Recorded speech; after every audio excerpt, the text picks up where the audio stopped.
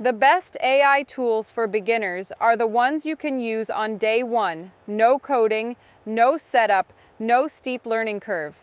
So where do you start? Start simple. Pick one general assistant.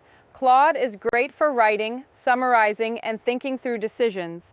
ChatGPT has the widest range and the most beginner help if you get stuck. If your business runs on Google, Gemini works right inside Gmail and Docs. Use just one of them for 2 weeks on real work before adding anything else.